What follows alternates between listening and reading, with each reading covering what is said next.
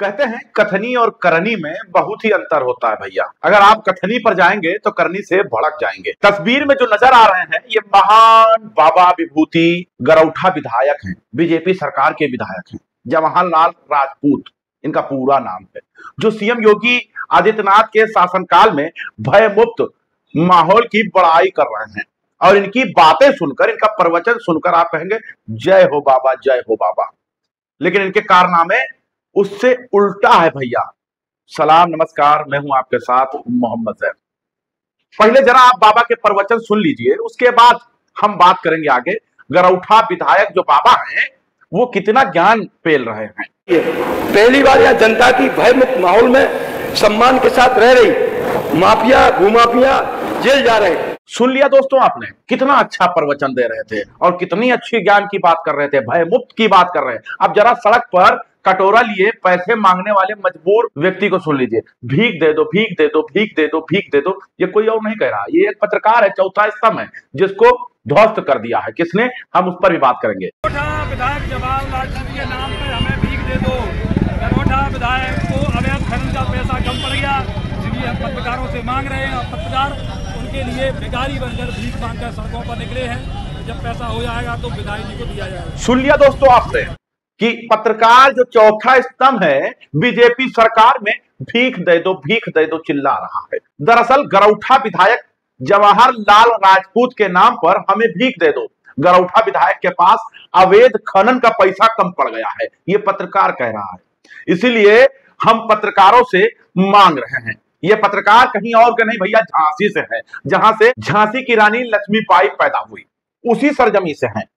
और ये भिक्षाटन करते हुए प्रदर्शन करने का मजबूर हो गए भैया। दरअसल लोगों की हक की आवाज बुलंद करने वाले, छोटी सी कमाई अपना घर चलाने वाले इन पत्रकारों को विधायक जी ने, आप सोच नहीं सकते कितना रुपया मांग लिया है इनसे, तभी ये भीख मांगने पर मजबूर हो गए। इनसे 50 करोड़ की मानहानि का नोटिस भेज दिया है। पत्रकारों को जो 50 रुपए के लिए बेचारे दर दर भटकते हैं, गरीबों की आवाज उठाते हैं, उनसे 50 करोड़ मांग लिया विधायक जी ने। अब आप सोचिए जरा कि क्या चल रहा है, ये भय मुक्त है या कुछ और है। पत्रकारों ने बताया कि विधायक जी अवैध खनन की खबर चलाए जाने से विधायक जी बिरझा गए और फिर कहा 50 करोड़ की मानहानि ठोकेंगे, तुम्हारा दिमाग ठीक हो जाएगा। तुम 50 रुपए कमाते हो, 50 करोड़ रुपए दोगे, तुम्हारा दिमाग ठिकाने आ जाएगा। चौथे स्तंभ को हड़काकर ठिकाने लगा दिया दिमाग। अब आप सोचिए, 50 करोड़ की मानहानि का नोटिस भेज दिया, जिसके विरोध में बेचारे पत्रकार सड़क पर उतरे। अब जरा सोचिए, जो पत्रकार छोटी मोटी कमाई कर अपना और अपने परिवार का खर्चा चलाते हैं, वो 50 करोड़ कहां से लाएंगे? और इन्हें उस गलती के लिए सजा दी जा रही है जो कि असल में गलती है ही नहीं।